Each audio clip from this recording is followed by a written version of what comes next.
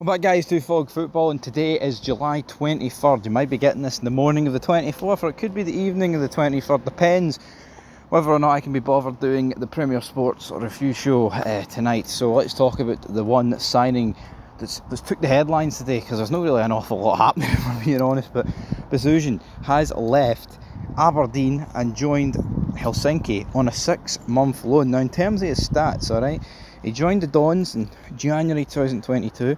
He's made 57 appearances and he's got 11 goals, but he did miss the second half of last season with a knee injury. Now, some of you that follow the Aberdeen career mode on EA Sports 25 will know this guy's been alright for us in that, and we still need to wrap that series up. But heartbreakingly, folks, we missed out on the split, and it was a wee bit soul destroying. But that's what Thielen had to say. He said, "Worked hard in pre-season and he has a clear desire to play regularly, but Aberdeen haven't been able to promise him that." So, tell you what, man, you never know with this guy, but at the same time, his whole Aberdeen career feels like, I mean, he has made a lot of appearances, but there's been a lot of loan moves.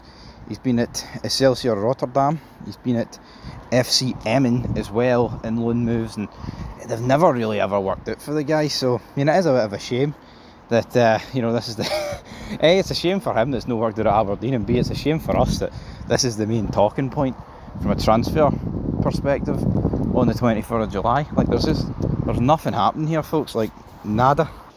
But in terms of other moves this January, whoa, what are we on about here? This is summer, it's July. This July 23rd, there's not really an awful lot happening now. Rennes look like the club that are going to take Luis Monteiro. Celtic were linked with him, but I mean, obviously those rumours like last week, 6.9 million bid had been rejected from club, what do you call them, Cluj? I know you call them Cluj, was it FC Cluj? I think FC Cluj, just sounds a bit right.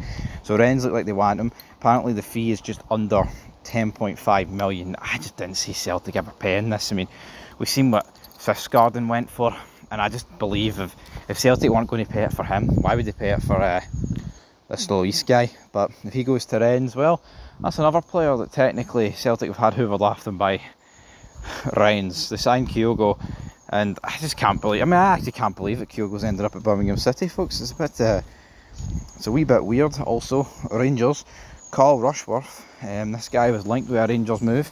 Looks like now he's set to join Coventry City on a season-long loan. And you're probably wondering, who's this guy? The goalkeeper. Maybe based off Jack Butland's heroics last night, we might not need another goalie. But obviously, I mean, as good as Butland was to me, he needs to show more than one game. And I'm not surprised, as we've discussed on this channel recently, that Russell Martins went with him. The English goalkeeper that's went and played in a lot of the English leagues. And Butland at his peak is better than Liam Kelly. Problem is, he's a confidence goalie, man, and his confidence has been rock bottom. But speaking of a confidence goalie that's probably at rock bottom, Kieran Slicker, aye, that guy. Apparently he's been told by Ipswich that he is now the 4th choice option, and he will probably, like I said at the time, he'll be one of those guys where it'll be like a pub quiz or something, where it's like, name the one cap Scotland international that played against Iceland, and it was his only cap or something in 2025, and people will be like, I say they'll be like, you have to answer Kieran Slicker. You know what I mean?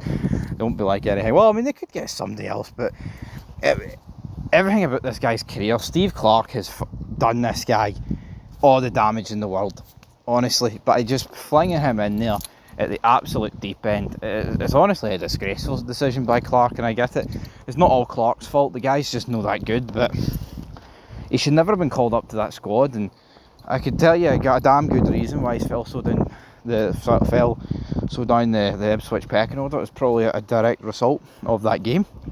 A bit of breaking news there that I've just seen: Marcus Rashford unfield as a Barcelona player.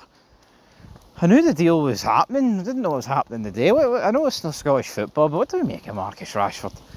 I mean, the guy's kind of just fell off the face of the earth. Now, he had a decent wee loan spell at Aston Villa last year, but a move to Barcelona, I don't know. That just seems extremely high. Too good of a move for this guy at this stage. Barcelona, for me right now, the best team in La Liga. Yeah, I mean, Real Madrid's got all the superstars. I can't even sit here and deny that, but I mean, look at the state of them last year. Real Madrid didn't win hee-haw, and they were playing pretty pish. So I'm surprised that Rashford's been able to get that move. But anyway, guys, that was probably where we'll leave it now. Do you want to hear some fun facts about the Scottish Premiership, courtesy of Transfer Market? The amount of players in it, 317. Foreign players are 193, which is 68.9%. Average market value is 1.06 million euros. An average age of 26.1. There you go.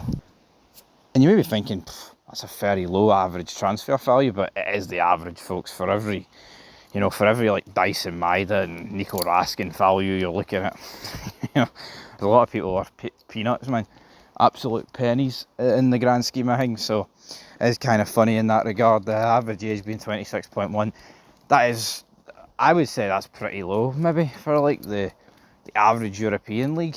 To be honest, I do think a lot of youngsters get given chances in this league, just not really at the top two teams. So yeah, guys, that'll do it for the 23rd of July recap. Not really an awful lot happening, being honest. I mean, Rangers' business has kind of slowed down, and Rangers have dominated the transfer market in terms of headlines the past couple of weeks. I mean, Igamani's always floated with a move. He came on last night, looked pretty good. For me, don't really see why he's not starting. He looked fit.